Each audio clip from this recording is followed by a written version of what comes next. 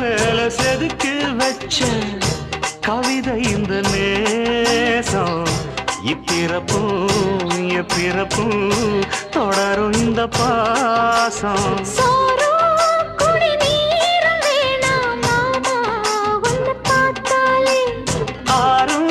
பசியாரும் தானாச மொழி கேட்டாலே ஒன்ன பிரிஞ்சிருக்க தன்னந்தனிச்சிருக்க அம்மம்மாடி அப்பப்பாடிய மனசு ஒத்துக்காது.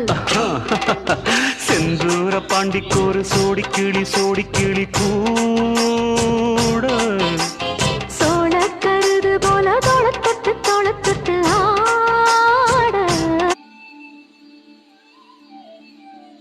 எப்படிக்கா அப்படியே சொல்லிட்டேன்? அப்படிதானே நடக்கும்.